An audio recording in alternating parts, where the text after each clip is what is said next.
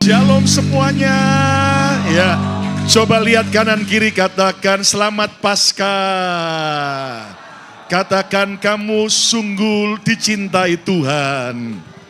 Luar biasa. Kita beri tepuk tangan yang meriah. Juga saya ucapkan happy anniversary yang ke-18 buat BMC New York. Luar biasa. Silakan duduk kembali Bapak Ibu. Kematian Kristus membuktikan bahwa Dia cinta saudara dan saya. Amin.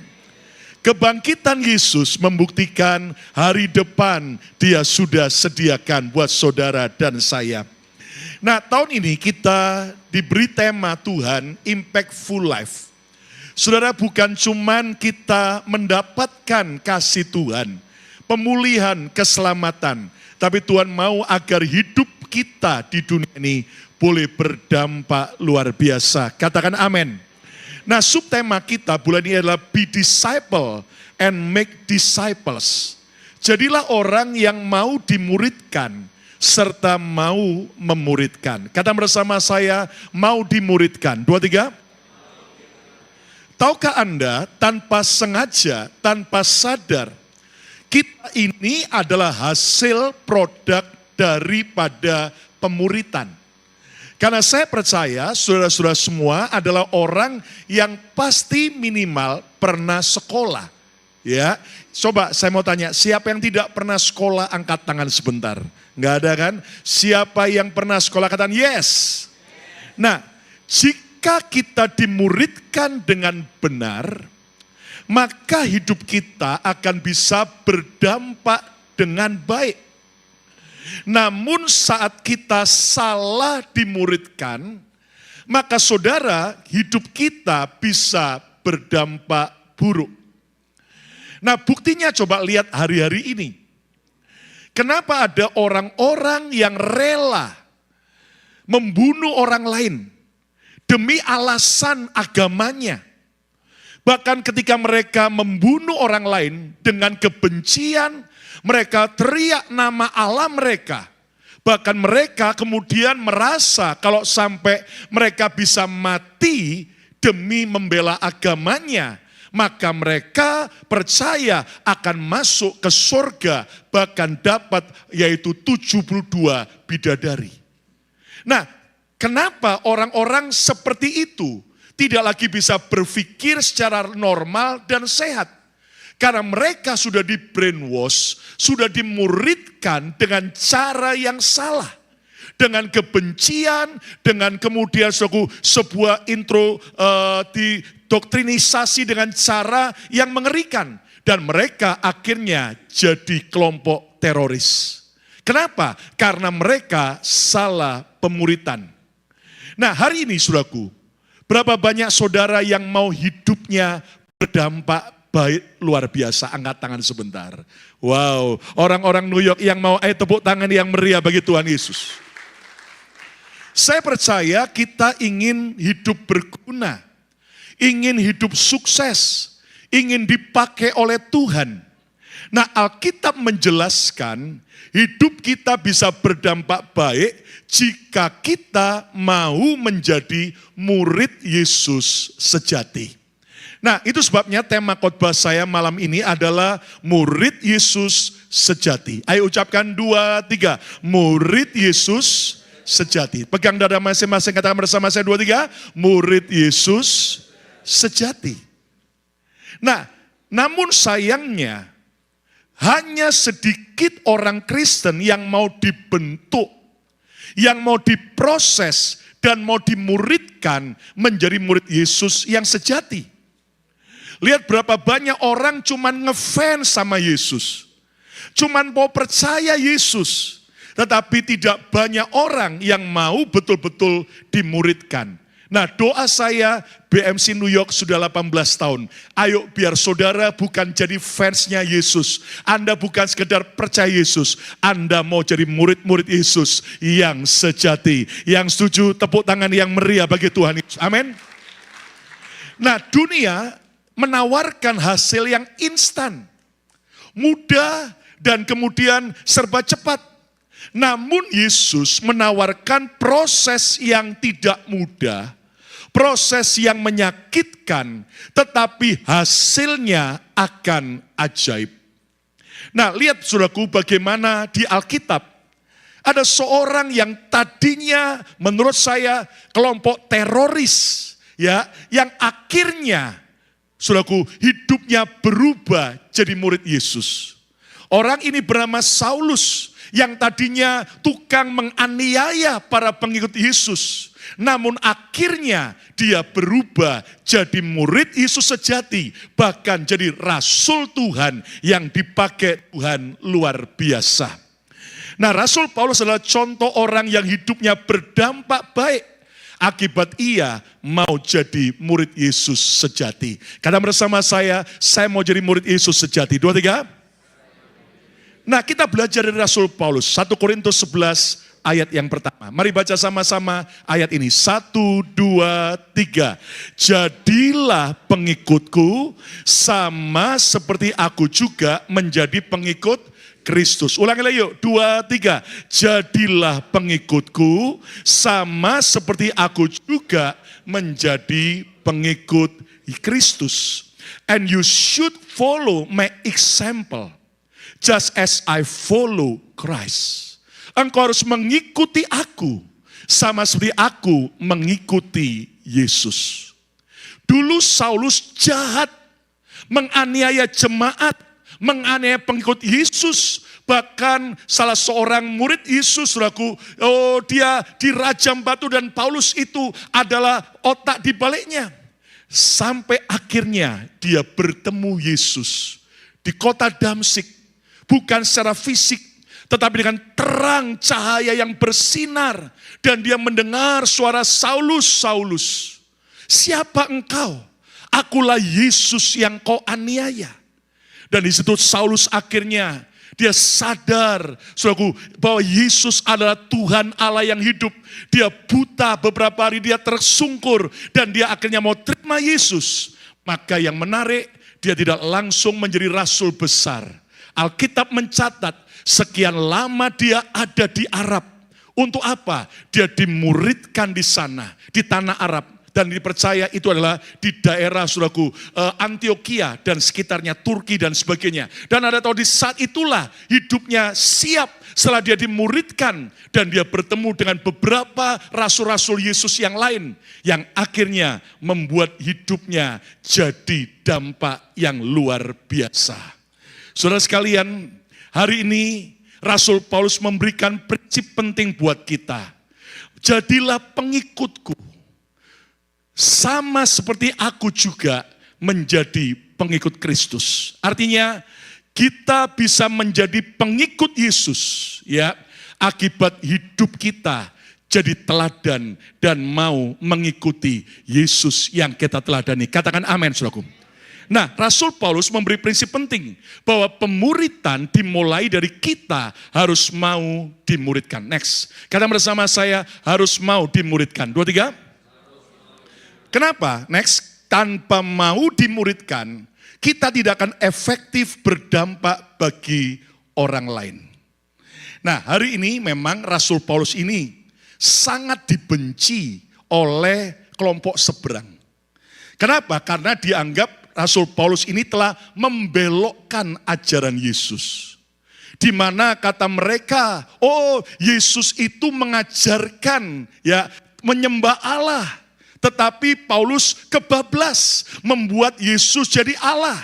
Saudara sekalian, jelas Rasul Paulus ini bukan membelokkan ajaran Yesus, tetapi dia mengikuti, meneruskan, memperjelas, mempertajam ajaran Yesus agar semua saudara percaya Yesus sebagai Allah yang hidup dan juga mau jadi murid Yesus. Katakan amin. Padahal justru ajaran Nabi abad yang ke-7 yang telah membelokkan ajaran Yesus. Nah, saudaraku, mari kembali. Hidup kita bisa berdampak justru saat kita mau dimuridkan. Yang mau jadi murid Yesus, katakan amin. Nah, apa syarat jadi murid Yesus? Malam ini saya mau bagikan ada 300 syarat menjadi murid Yesus. Enggak. 3 saja. Yang pertama, berani bayar harga. Ucapkan bersama saya 2, 3. Lebih lagi 2, 3. Berani bayar harga. Orang New York saya yakin ngerti namanya harga. Karena ini kota dunia, kota fashion, ya, kota yang serba mahal. Saudara pasti ngerti tentang harga. Ya Pak ya. Nah, kenapa ada seorang wanita berani beli tas yang mahalnya bukan main. Yang secara logika nggak masuk akal. Karena dari bahan pembuatannya toh hanya paling berapa. Tapi itu wanita rela bayar sampai puluhan ribu US dollar. Bahkan sampai ada yang ratusan ribu US dollar. Bahkan saya dengar Balenciaga buat ya apa saudaraku, buat tas kresek saudara. Warna kuning hanya karena ada tulisan Balenciaga, harganya berapa? Ya ngerti harga saudara ya. Nah, bahkan yang terakhir Balenciaga juga buat apa? Sepatu wanita hak tinggi. Depannya adalah apa? Tempat telur dan telur ayam saudara. Betul ya? Harganya berapa? Wah, kalah sama saya kalau soal itu ya. Harganya dibanderol minimal $5.000 lebih. Dan orang antri beli. Nah, kenapa? Karena mereka merasa penting dalam hidup mereka. Mereka merasa berguna. Nah, kalau mereka saja mau membeli barang yang sementara, yang suatu saat akan bosan dan bisa dibuang atau dijual murah. Apalagi kalau saudara tahu nilai Yesus. Betapa dia rela berkorban buat saudara dan saya. Betapa dia bayar lunas dengan harga yang mahal nyawa kita. Maka kita juga harus berani bayar harga ikut Yesus. Aminnya sedikit kan? Mau bayar harga ikut Yesus. Yang mau tepuk tangan yang meriah bagi Tuhan. Amin. Nah, harga apa yang kita harus bayar? Coba kita lihat. Ada beberapa harga. Lukas 9 ayat 5, 7 sampai 58. Hal mengikut Yesus. Ketika Yesus dan murid-muridnya melanjutkan perjalanan mereka, berkatalah seorang di tengah-tengah jalan kepada Yesus, "Aku mau mengikut engkau. Kemana saja engkau pergi?" Keren sekali. Saudara mau ikut Yesus, katakan amin. Kemana saja Yesus pergi, katakan haleluya. Nah, respon Yesus aneh sekali. Harusnya kalau ada seperti itu langsung Yesus berkata, "Oh puji Tuhan, ayo dipeluk, come on ikut saya." Enggak, lihat ayat berikutnya, ayat 58. Yesus berkata kepadanya, baca sama-sama yuk, 2, 3. Serigala mempunyai liang dan burung mempunyai apa? Sarang. Tetapi anak manusia, yaitu Yesus, tidak mempunyai apa? Tempat untuk meletakkan kepalanya. Aneh sekali. Bukannya Yesus berkata, "Oh aku bahagia kalau kamu mau ikut aku." Tapi Yesus berkata, "Hei, serigala punya liang, burung punya sarang." Artinya itu semua yang lain punya tempat nyaman. Tempat yang membahagiakan mereka. Tetapi anak manusia, aku tidak punya tempat untuk meletakkan kepalanya. Ini jangan berkata bahwa Yesus itu miskin melarat. Ya, karena dalam Yohanes pasal 2, Anda tahu pasal 1, murid-murid Yohanes ikut Yesus, lihat ke rumah Yesus. Yesus punya rumah. Tapi di sini Yesus sedang menjelaskan sebuah kalimat gambaran bahwa ikut Yesus, kita harus rela meninggalkan zona nyaman. Kita harus rela membayar harga. Apa yang kita belajar dari ayat ini? Mengikut Yesus harganya adalah memiliki motivasi yang benar. Katakan bersama saya, motivasi saya harus benar. 2, 3. Kenapa? Kalau Anda baca peristiwa Lukas pasal 9 ini, ayat 57, itu paralel dengan Matius pasal 8, ayat 14 sampai 17. Nanti aja baca di rumah. Dan di situ orang ini datang pada Yesus dan berkata, "Aku mau ikut engkau kemana saja engkau pergi." Ayat sebelumnya, waktu dia lihat mertua Petrus yang sakit, disembuhkan Yesus. Wow, Yesus bisa buat mujizat, makanya dia mau ikut Yesus. Nah, dengar baik-baik. Saudara, Jangan engkau ikut Yesus hanya karena mau dapat mujizat. Nggak ada yang amin kan? Pastor, saya kesini kan nama gereja ini Bethany Miracle Center. Mujizat. Siapa percaya bahwa sampai hari ini mujizat masih ada? Katakan amin. Siapa percaya malam ini Tuhan bisa buat mujizat? Katakan haleluya. Tapi kalau engkau ikut Yesus hanya karena mau dapat mujizat, maaf, engkau tidak akan jadi Kristen yang sejati. Mujizat, berkat, pemulihan itu hanya bonus. Tapi engkau harus ikut Yesus dengan motivasi bukan karena mau ditolong Tuhan. Ditolong Tuhan maupun tidak ditolong Tuhan. Dapat jodoh di gereja ataupun tidak dapat jodoh di gereja. Ya kan, dapat granted atau dapat grendel. Saya enggak peduli, saya mau tetap cinta Yesus. Karena motivasi saya ikut Yesus. Tepuk tangan yang meriah. Katakan haleluya. Katakan haleluya. Nah, respon Yesus menjelaskan kepada pria ini, bro, ikut aku itu resikonya engkau akan keluar dari zona nyaman. Engkau akan dibenci oleh orang lain, engkau dimusuhi, mungkin kau melewati banyak masalah, kesulitan gara-gara engkau ikut Yesus. Dan bukankah murid-murid Yesus harus bayar harga itu?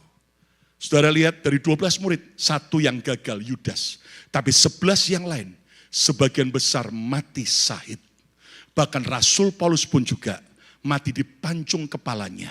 Tapi mereka tidak pernah marah dan kecewa. Kenapa? Karena motivasi mereka ikut Yesus bukan karena doa dijawab, tapi karena mereka betul-betul cinta Yesus. Iman kanak-kanak, kalau pohon ara berbuah, aku beria-ria. Tapi iman yang dewasa, sekalipun pohon ara tidak berbuah, aku tetap beria-ria. Tuhan, engkau baik. Tepuk tangan yang meriah begitu. Kata bersama saya, motivasi itu penting. 2, 3. Saya dengar Anda akan dapat undian berhadiah emas malam ini. Wah, saya datang jadi malam ini oke. Setahun sekali atau berapa kali, saudara datang karena ada door prize. Enggak apa-apa, Tuhan tahu. Tapi jangan datang cari Yesus hanya karena mau dapat berkat. Ada yang amin? Amin. Kita harus belajar punya motivasi yang murni. Kenapa? Karena ini akan membuat saudara mau betul-betul jadi pengikut Yesus. Lihat gambar ini, seorang pria dari Pakistan bernama Syahbaz Bhatti.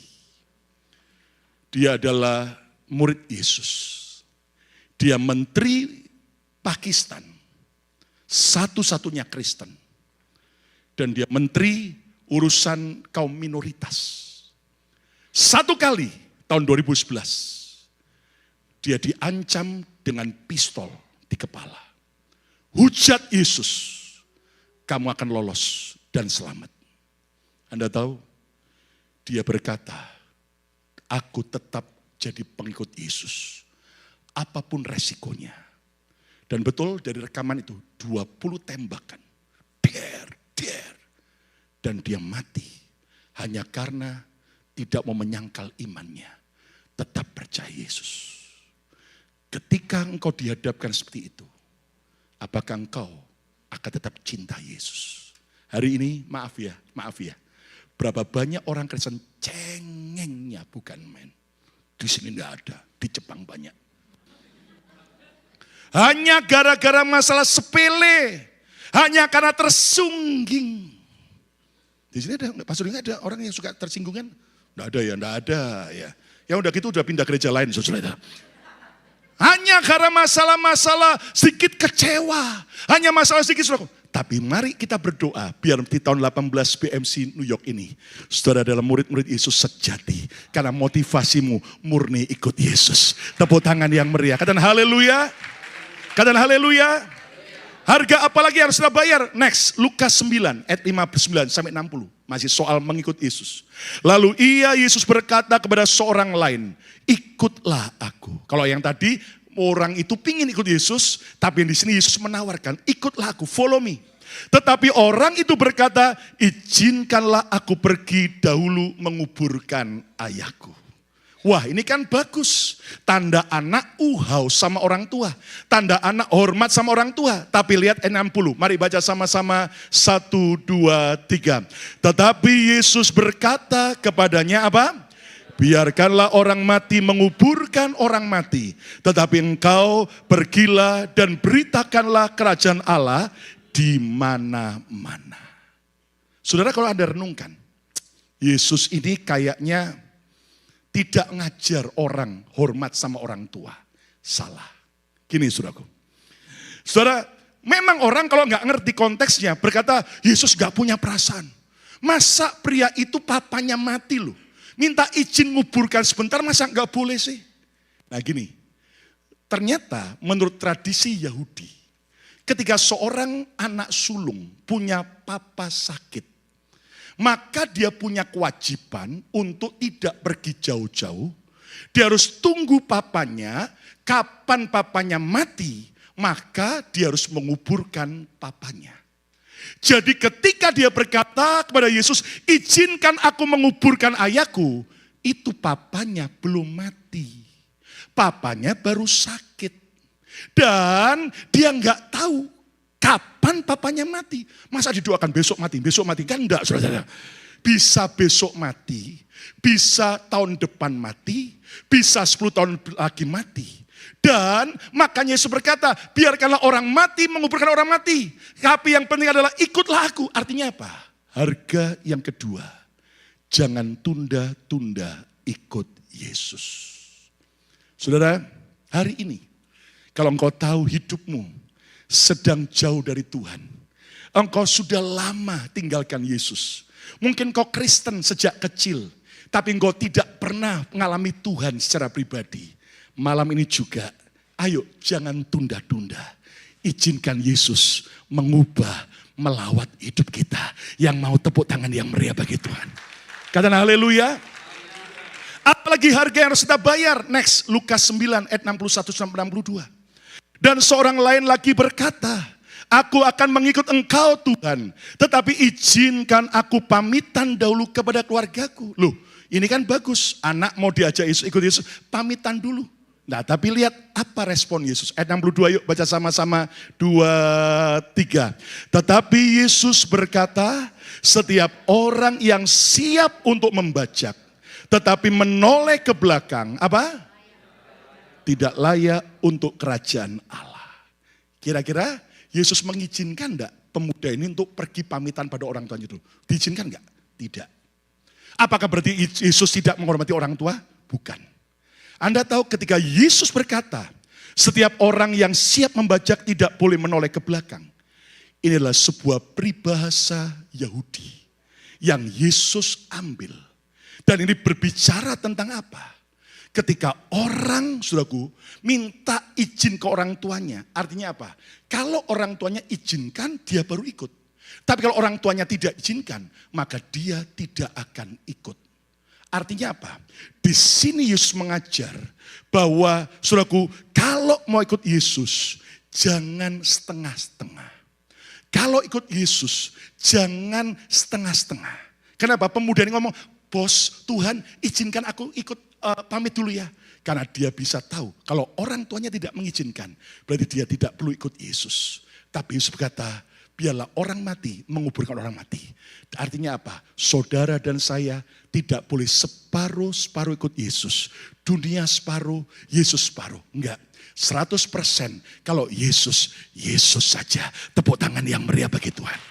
Katakan haleluya. Katakan haleluya. Jadi syarat utama jadi murid Yesus harganya apa? Motivasi ikut Yesus harus benar. Jangan tunda-tunda ikut Yesus. Ikut Yesus jangan setengah hati. Katakan haleluya. Saudara, kalau ikut Yesus jangan tunda-tunda. Ya kan? Ada banyak orang berkata, sekarang masih muda, ayo bertobat. Ntar aja Tuhan. Kalau sudah tua. Ya kan? Oh, saya sekarang masih muda, saya masih mau senang-senang. Nikmati dunia. Iya kalau matinya tua. Tapi kalau ternyata matinya muda, nggak ada orang menduga. Hari ini yuk, siapa mau bayar harga ikut Yesus? I have decided, apa? To follow Jesus. Terus, No turning back. No turning back. Sekali lagi katakan, I have decided. No turning back, no turning. Ayo tepuk tangan yang meriah bagi Tuhan Yesus. Amin. Yang kedua, syarat jadi murid Yesus. Lihat Lukas 6 ayat 40. Seorang murid tidak lebih daripada gurunya. Tetapi barang siapa telah tamat pelajarannya. Baca sama-sama, kalimat berikutnya apa? Akan sama dengan gurunya. But the student who is full trained will become like the teacher. Harus jadi sama dengan gurunya. Siapa guru kita? Yesus. Maka yang kedua, syarat jadi murid Yesus sejati, kita harus makin serupa, mirip, jadi sama seperti Yesus. Enggak ada yang amin. Jadi serupa dengan Yesus. Kenapa? Prinsip murid Yesus sejati adalah seorang murid tidak hanya belajar, namun ia harus mau menjadi sama seperti gurunya. Lihat satu ayat lagi buktinya. 1 Yohanes 2 ayat yang ke-6. Mari baca sama-sama. 1, 2, 3. Barang siapa mengatakan bahwa ia ada di dalam dia. Dalam Yesus apa? Ia wajib hidup sama seperti Kristus telah hidup. Anyone who say he is a Christian should live as Christ did. Anda pernah enggak dengar juara bulu tangkis Indonesia bernama Christian Hadinata? Pernah dengar? Satu kali dalam perlombaan internasional bulu tangkis, di babak final penentuan, tiba-tiba dia smash ke lawan. Lalu wasit yang di dekat garis itu langsung berkata masuk. Maka semua, saudaraku, orang-orang yang mensupport Indonesia teriak-teriak, bersenang. Kenapa? Menang. Tapi tiba-tiba Christian, dia deketi wasit dan dia berkata, sorry sir, bolaku tadi keluar. Maka akhirnya dilihat rekamannya. Betul tipis keluar. Dan akhirnya dinyatakan Christian kalah. Lawannya yang menang. Serempak para pendukung tim Indonesia sedih. Bahkan ada yang maki-maki Christian. Coba kamu diam saja. Kamu tetap akan menang. Waktu wartawan tanya, kenapa kamu kok berkata jujur bahwa bola itu keluar? Kamu diam saja, kamu akan menang. Dia berkata, namaku Christian, aku pengikut Kristus, dan aku harus jujur seperti Yesus. Aha, senggol kanan kiri, Christian atau setan? Tanya lagi, Christian atau Lucifer? Kalau Anda di kerjaan sebagai kasir, ding ding ding ding ding, ada uang lebih atau ada kesempatan, ambil enggak? Tanya lagi, Christian or Lucifer? Ketika ada kesempatan selingkuh, ketika ada kesempatan bohong, ketika ada kesempatan kita berbuat dosa, are you Christian or Lucifer? Ayo hari ini, kita harus serupa seperti Yesus. Saya nggak ngajar saudara, nanti rambutnya panjang kayak Yesus semua, berewokan, ya kan? No. Kita boleh tetap modern, tapi roh kita, karakter kita seperti Kristus. Tepuk tangan yang meriah bagi Tuhan. Amin, saudaraku. Nah, langsung saja karena waktu. Coba lihat dua gambar ini tentang kuda dan zebra. Saudara, Anda tahu bahwa zebra dan kuda ini adalah dua jenis binatang yang punya banyak kesamaan. Dan ternyata yang menarik, meskipun mereka kerabat dekat, kuda yang liar berhasil dijinakkan dan bisa jadi tunggang manusia dan membawa beban, menolong dan berguna, bermanfaat bagi kehidupan manusia. Yang menarik, sebelahnya zebra yang masih keluar kerabat dekat.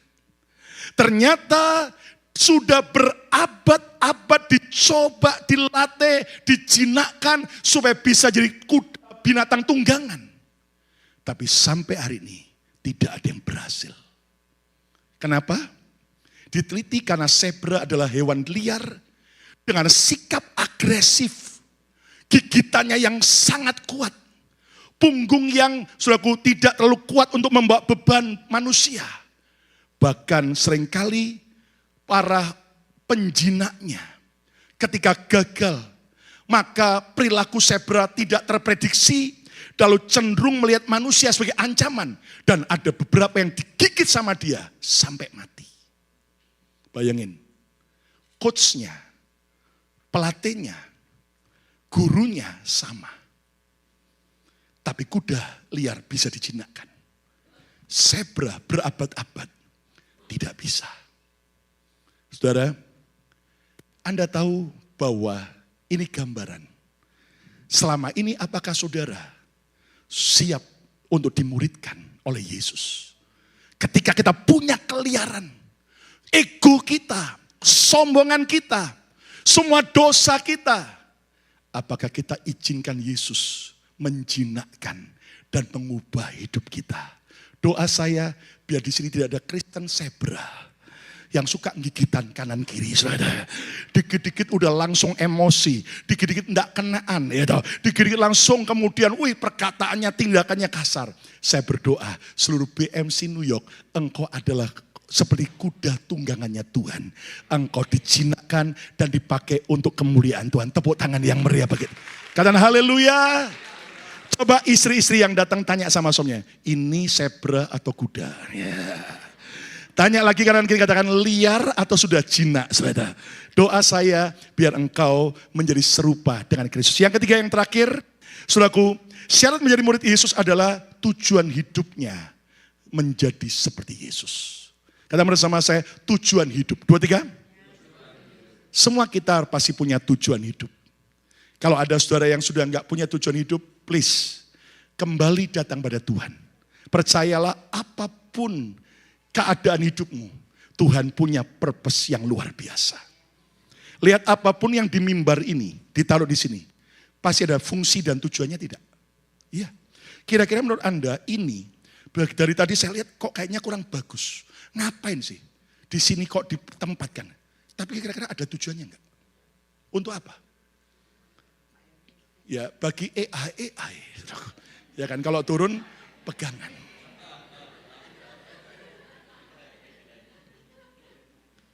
Dari tadi saya terganggu gini, kenapa keranjang ini ditaruh di sini?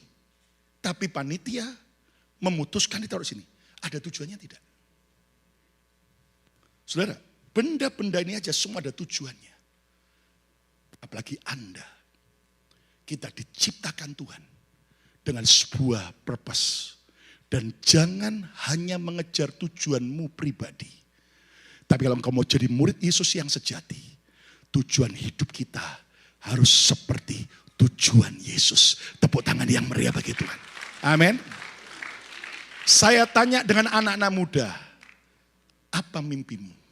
Sebagian bilang ini, mau jadi orang kaya. Sekarang saya tanya sama jemaat BMC, apa mimpi saudara? Jangan ulangi lagi, mau jadi orang kaya, saudara. Ya, ketawa di hati padahal yes. Saudara, kaya itu gak salah. Tapi kalau tujuanmu hanya mau jadi orang kaya, jadi mau orang terkenal, jadi orang yang wow dikagumi banyak orang, please, hidupmu akan sia-sia. Berapa banyak orang terkenal, berapa banyak orang super kaya, gak bahagia. Tapi tujuan hidup yang seperti Yesus adalah apa? Coba kita lihat apa yang Yesus katakan. Lihat dalam Lukas 19 ayat yang 10. Yuk baca sama-sama. 1, 2, 3. Sebab anak manusia datang untuk Anak manusia siapa? Yesus. Kenapa kok dia disebut sebagai anak manusia? Huruf A dan M-nya besar. Ini gambaran bahwa Yesus adalah sang Allah pencipta yang rela turun jadi manusia, menjadi Mesias, menyelamatkan saudara dan saya. Dan tujuan dia datang ke dunia, maaf, bukan untuk healing. Berapa banyak orang sekarang dikit-dikit apa? Healing. Dikit-dikit kalau sudah stres apa? Healing ya. Ya kan? Healing yang paling murah apa? Tidur misalnya. Lo nggak salah sudah perlu healing. Tapi tujuan hidup setia Yesus itu apa? Yaitu apa? Mencari dan menyelamatkan yang hilang. Ayo. Anda masih punya keluarga enggak yang sampai hari ini belum percaya Yesus? Dan Anda tahu sesuai firman Tuhan, mereka sedang antri masuk neraka. Terus Anda bisa senang, haleluya, saya masuk surga sendirian.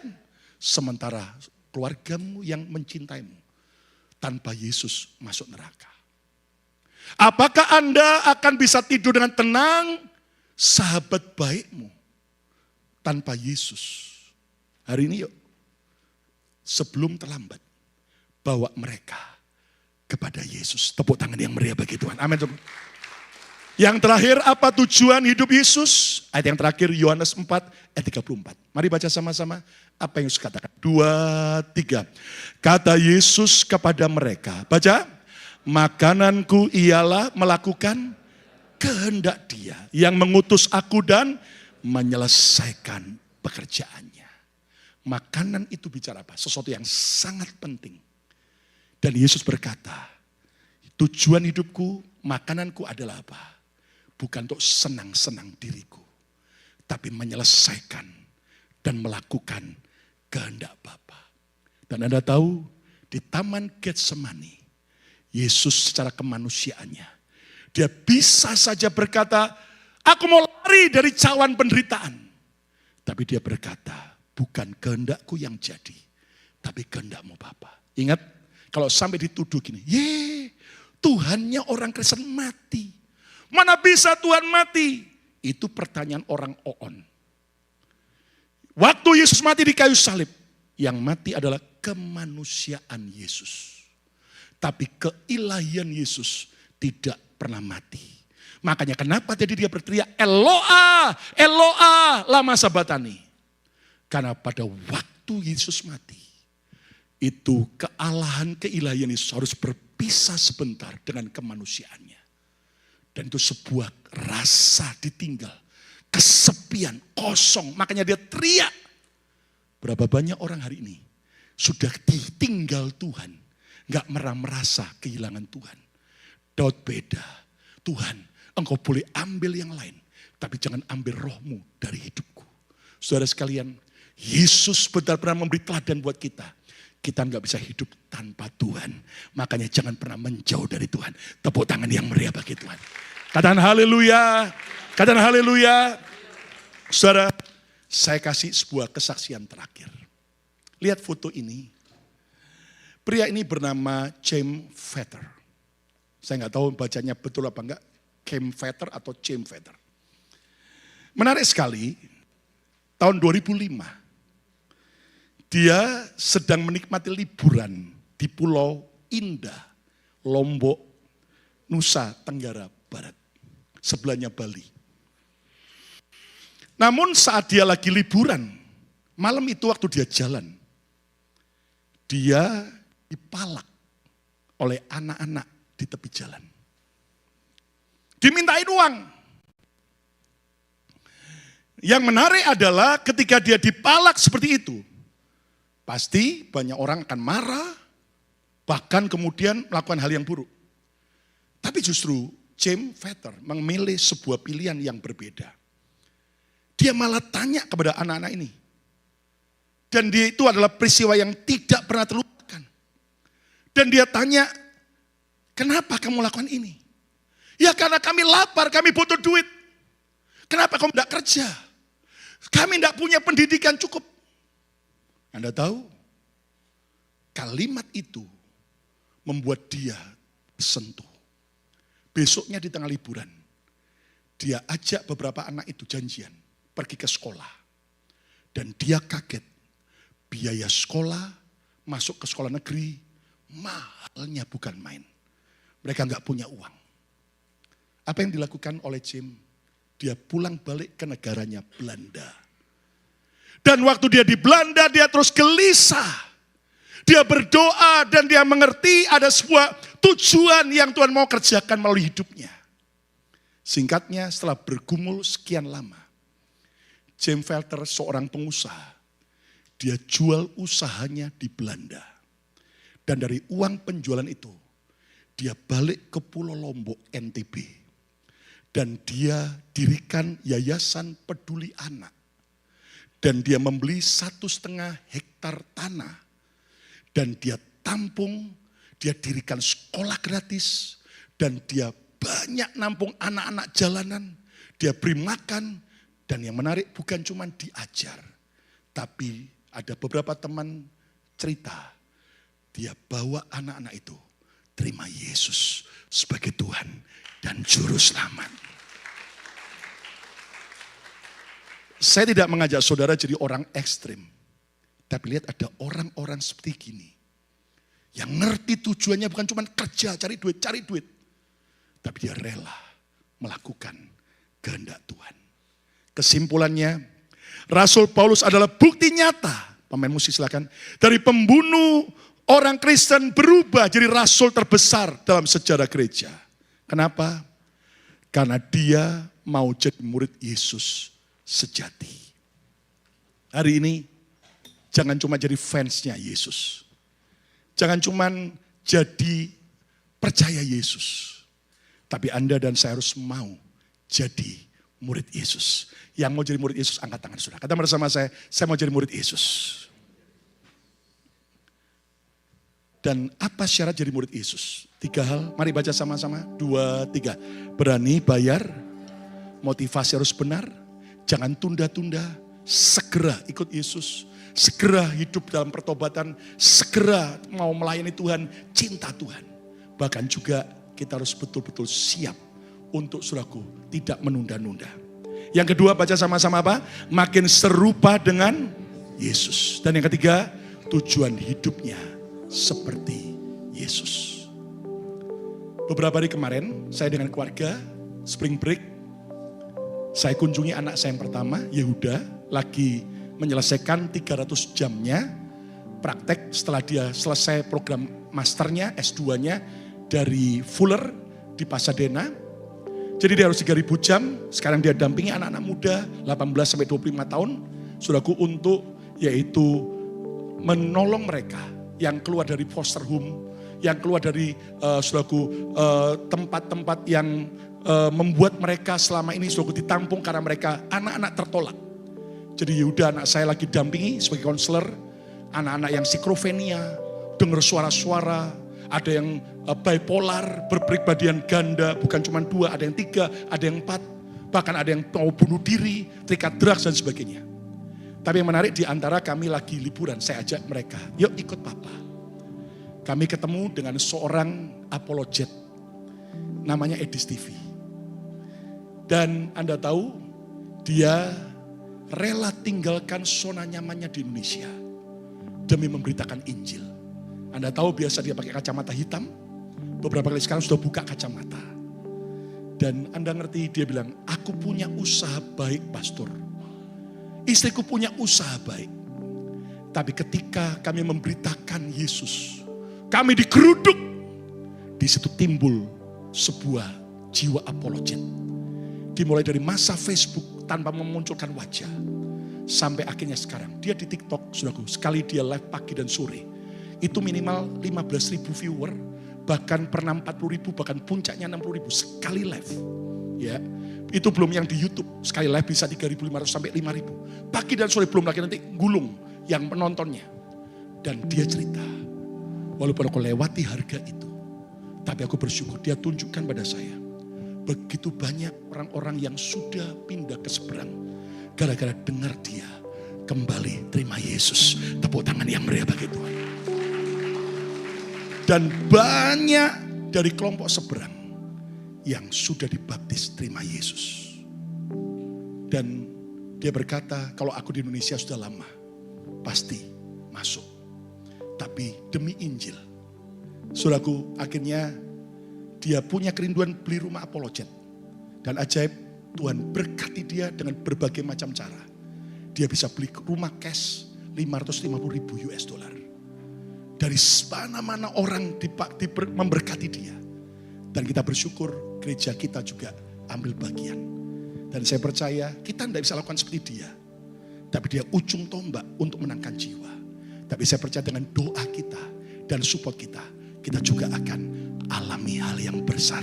Tepuk tangan yang meriah bagi kita. Amin, saudara. Nah, besok di YouTube channel Bethany Miracle Center, saya akan tayangkan saya podcast dengan dia. Dan ada beberapa pertanyaan saya yang dia jawab. Apa yang membuat dia rela melayani, memberitakan Yesus. Mari BMC New York. Jangan cuma tinggal di zona nyaman. Yang penting saya diberkati. Yang penting saya kerja bagus. Itu bagus. Tapi naik the next level. Kita harus mau jadi murid Yesus yang sejati. Siapa mau jadi murid Yesus yang sejati? Ayo berdiri bersama-sama. Datang pada Tuhan. Terima kasih Tuhan.